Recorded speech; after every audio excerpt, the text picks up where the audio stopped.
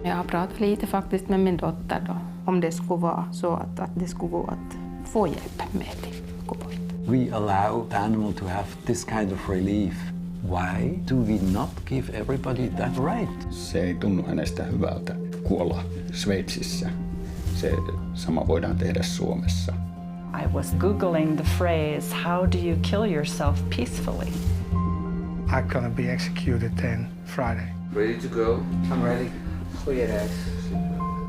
We don't use illegal products. It's a totally legal process. You can climb in and peacefully die.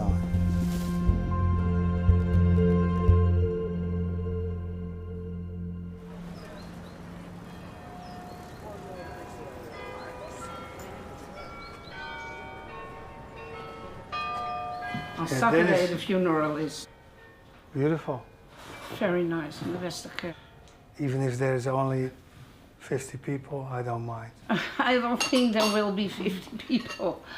I don't think so, Albert. No? No, I know for sure. I know for sure. There will be very many people. Yeah, of course. I know for sure. And after the thing, beer, wine. And no coffee with cake. You can have that The too. usual. I believe that Albert will be the type of a soul that you do not want to play with. So you have to tell him exactly what you're planning to do, because if you will not do what he says, he will come back to haunt you.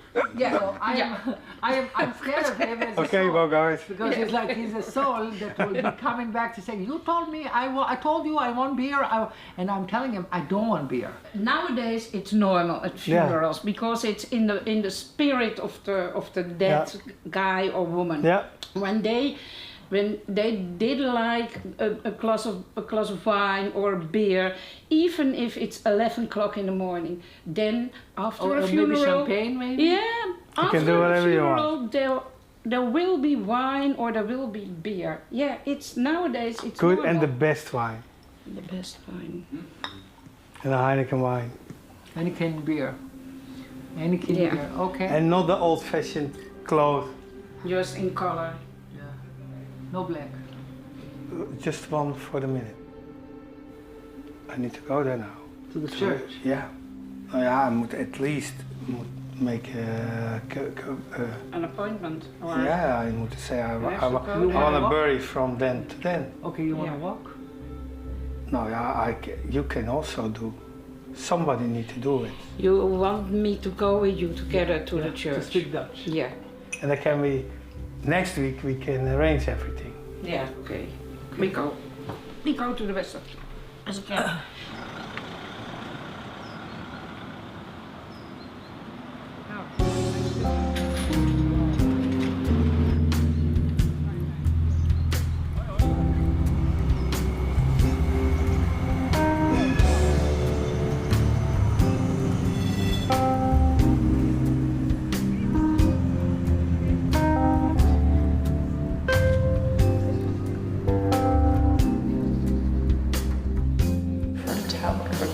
Church. Yeah. I only work for the tower. Yeah. And the church is already closed. Okay. What So, time? Tomorrow at 10, the church opens again. Thank you. Thank you very much. Yeah, okay. Thank you. So maybe we should try to start with finding a contact for a funeral planner. Yes, I think so. Because I think that now that we know that for sure it's going to happen. The way like Albert wants also. Yes. Yeah. And he wants it in the Western Church. Yeah. But listen, what are we going to do if it's going to be fully booked or something? Yeah. But I don't think so. I don't think so. I think it's going to be waiting for Albert.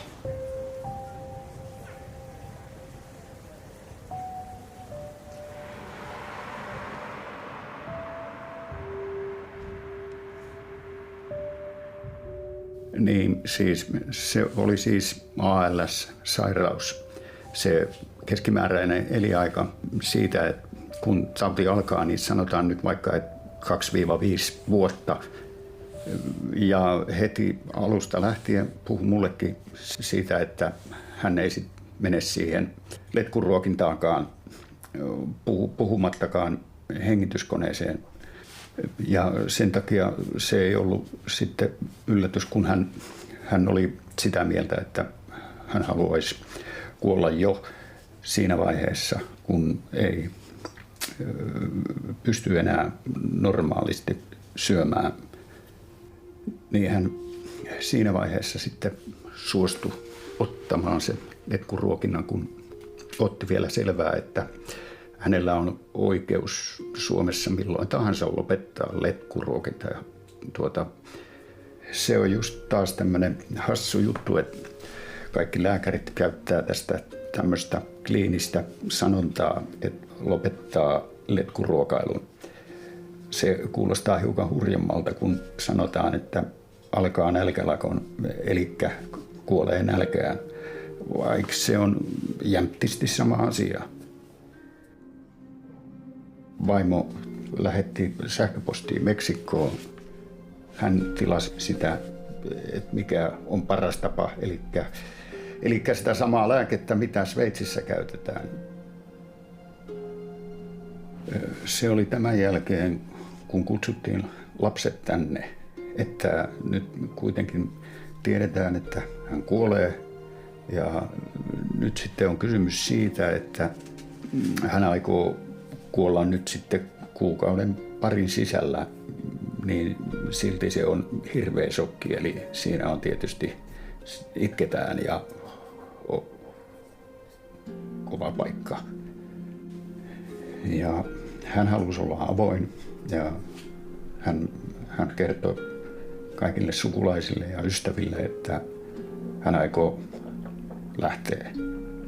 Ja sitten pari viikkoa joka päivä kävi ihmisiä täällä sanomassa hyvästit, joka on myös semmoinen, joka kuuluu tavallaan mun mielestäni tähän hyvään kuolemaan.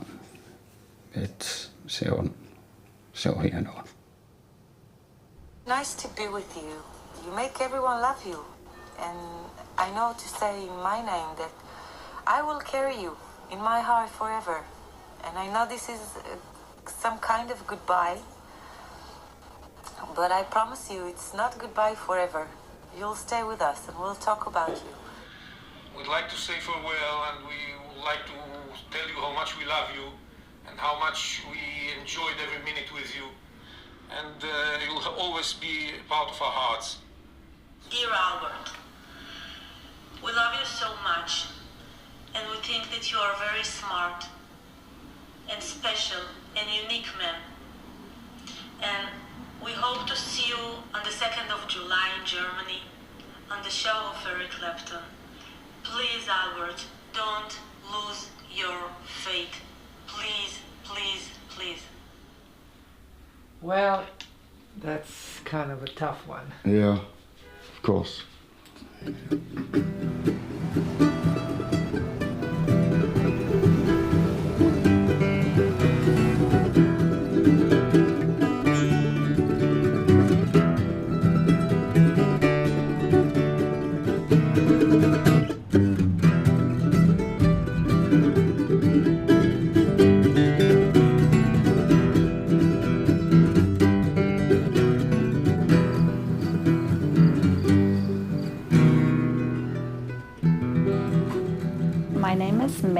Callaway. I have a form called secondary progressive MS, and it's a lot like primary progressive. So the medications are very limiting. So they keep doing these infusions on me, and I keep getting sicker and sicker. My whole spinal cord is collapsing, essentially, and then incontinence, this is where it's like a deal breaker. But for me right now, it's the pain, the crushing pain.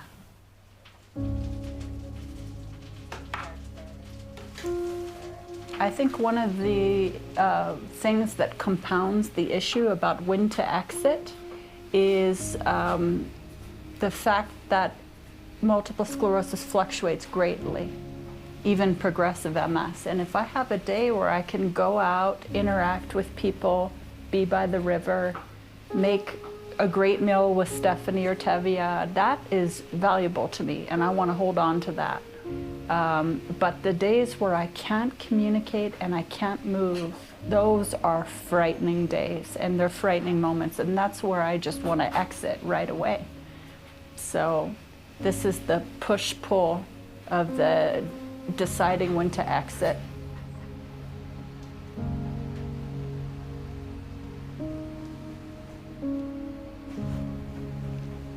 MS kills you without actually killing you. It's that weird thing. It destroys lives, this kind of MS, and it takes away so much. And so I feel like I died a long time ago, actually, in a weird way.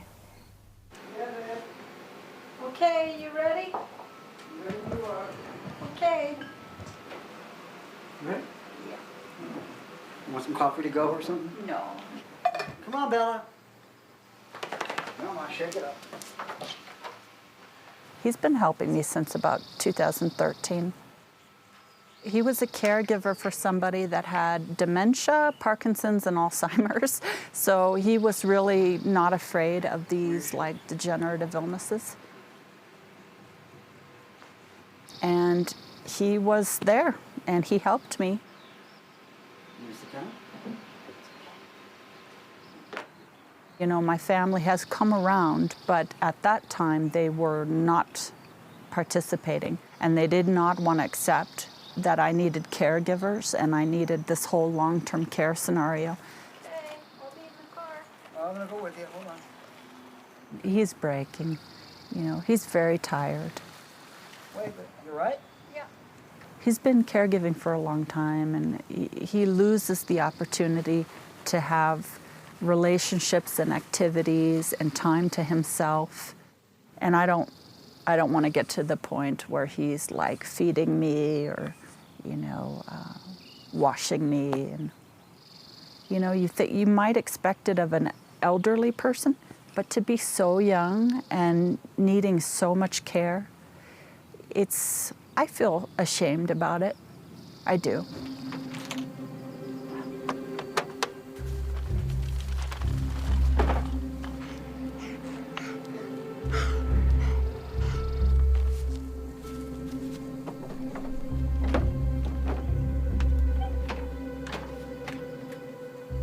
Come on.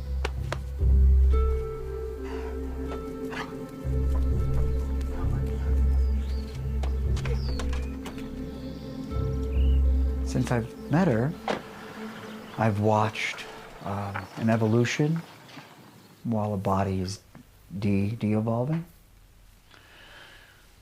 And I've watched a lot of fear. And I've also been through that, watching a friend deteriorate and really understanding the system that I'm living in and what is available and not available to people in America.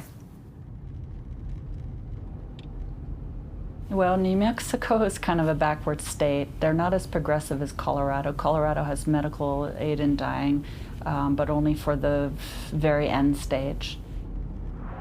And the authorities will say you're not sick enough. And with an illness like ALS, progressive MS, Huntington's, all of these guys, by the time you are actually eligible, you can't move anyways. So it's hopeless. You will never qualify for that law.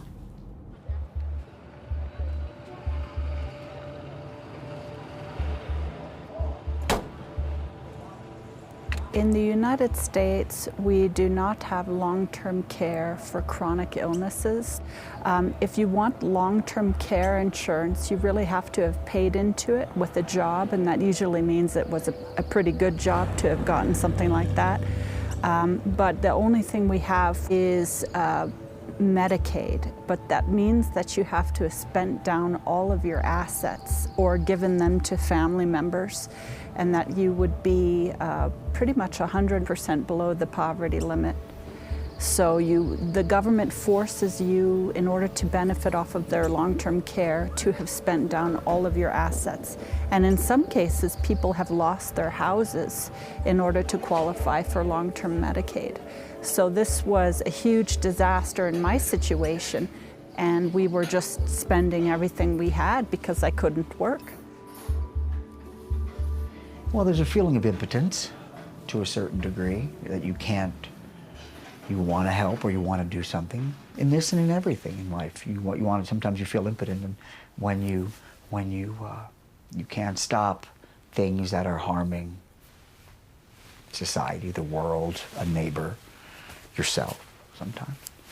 So it was, but you do what you can, you know, do what you can.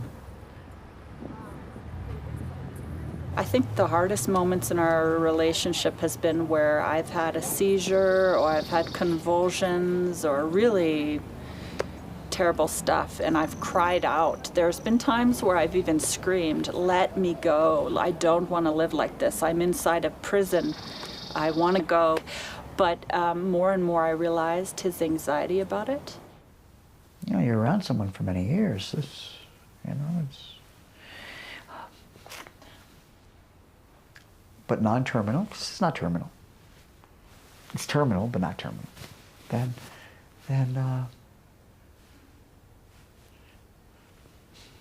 oh, judge who says it's not okay, may you not have this happen to your loved one or you.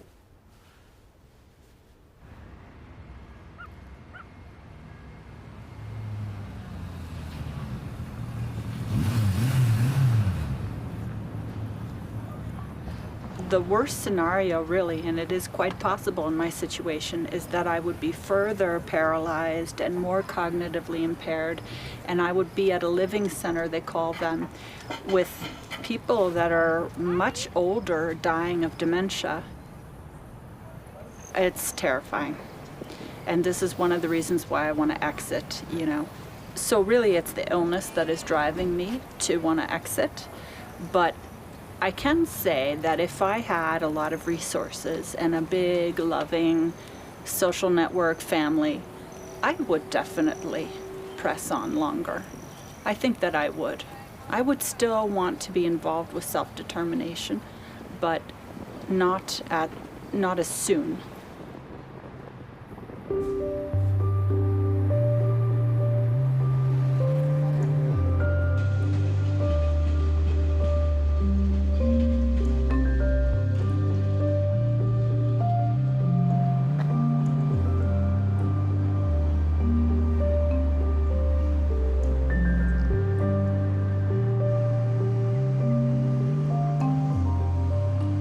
Tell me, what is this thing? This is the base, which was what we call the generator. The generator is the part where the liquid nitrogen is turned into a gas which floods the capsule in which you die. So it's two parts. There's two segments to the sarco. There's a base, a generator, and a capsule, which is the coffin. That's the first part to be finished, and then the coffin is being printed now and be hopefully ready for Venice in a month. Less than a month. So we are really rushing now. We're stressed out.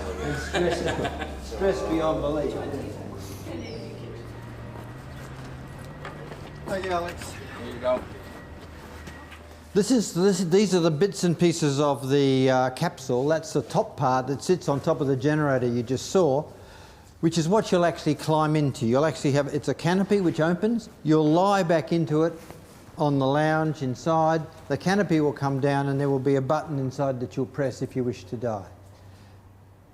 I was worried about trying to find some way in which people, without any need for specialised help from doctors, that it was your right to die whenever you like, but some way in which you could have that take place. In other words, something which would allow anyone to have a peaceful death at the time of the. You didn't need doctors, you didn't need specialised abilities to put needles into veins or accessing difficult drugs.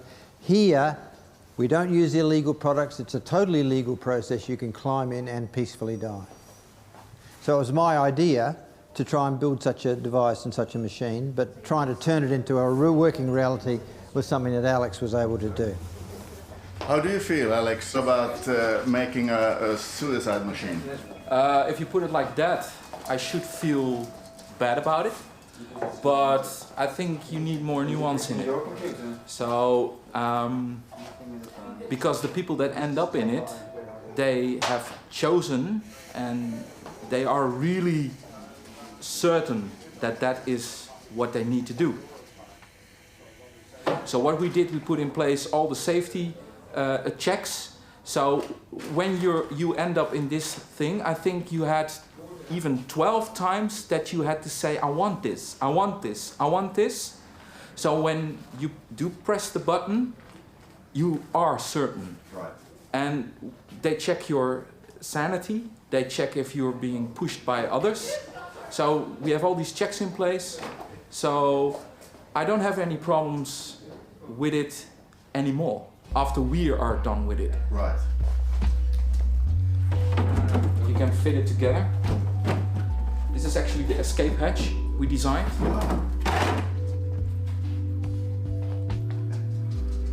Okay. Yeah. This is what I first came to Alex with, which wasn't very elegant, I didn't think, but that's what I gave to Alex and said, can you turn it into something beautiful? So these are the various representations of the.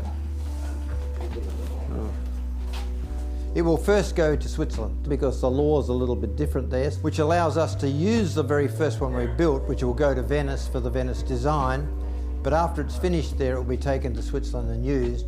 But then once it's established that it's well known that it works well, the 3D printing can be done anywhere. Right. And then we'll put the idea, the programming for the 3D printing will be made open source, so anyone can print it. Okay, this is a part that we should probably not touch, but I'm gonna touch it anyway. I had right, Jan? Let's just go for it. Fuck it. Tell me. We had a threat from a religious corner. The problem with that is that I am religious. I'm Catholic. Sometimes I'm not very proud of it, not at the moment, but I believe in something. I believe in energy, and I believe in people that have energy, give energy, we create energy together, and then energy in nature is never lost, so that energy moves on. What I don't get is that you're on Sunday in front of the minister or in front of the father or whatever, and you pray to God, and then on Monday you think, well, that guy from the Netherlands that is creating that Sarko thing with Dr. Death, let's send him an email. And then, all right, here we go. I just don't get it. And it's like they own the truth. Nobody owns the truth. We all have our own truths.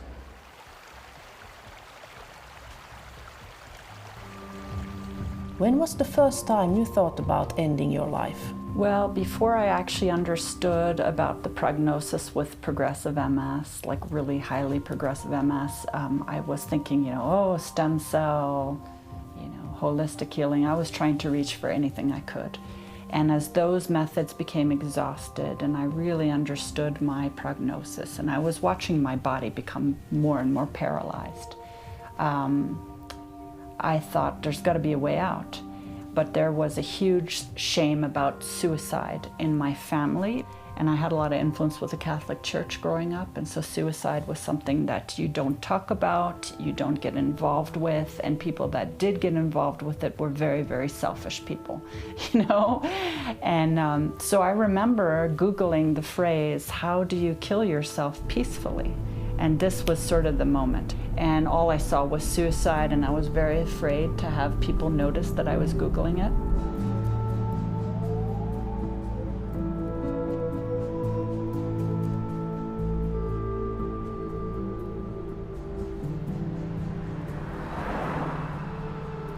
A lot of people come here specifically to use this bridge to end their life.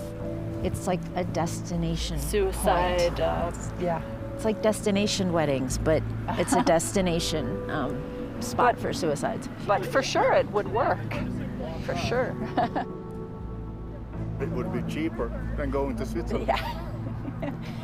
You would save like $20,000 probably, all told.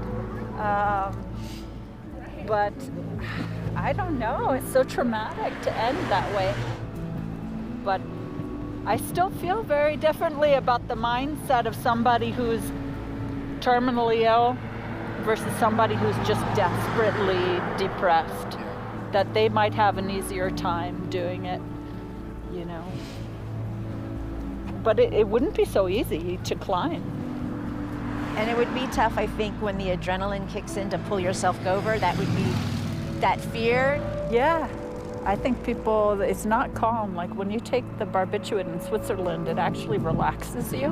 Right. And you lay back and you're with your loved ones. But here, it's like the adrenaline would be so high. But I had thought about it when in my most frightened moments, because it's illegal for people with my illness here, so. Right. Wow.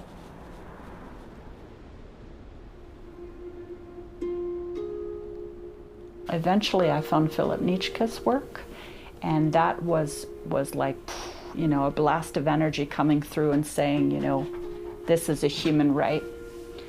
This is a human right, and there's a different way to think about this.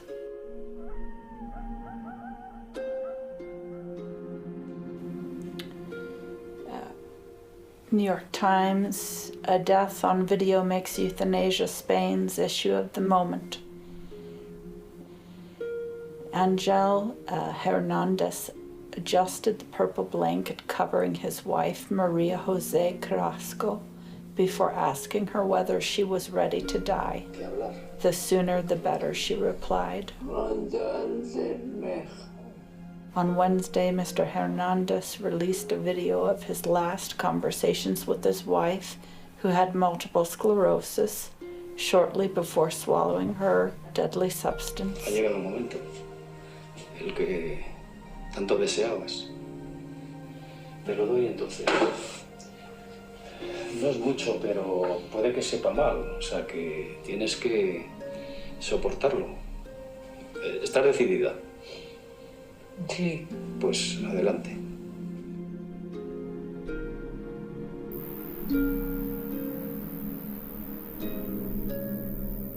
How many people have you helped? Oh, I would expect it's about 1,200 if I would add it all up. Yeah. But you know, one time a person that is involved in this field quite a bit said, never tell that anybody, because then they think you are completely detached and you don't feel anymore anything about, you know, dying is a very heavy issue and usually a taboo for everybody. And when you've seen so many people die and actually help them to go into a gentle death, you have a completely different perspective on this part of life.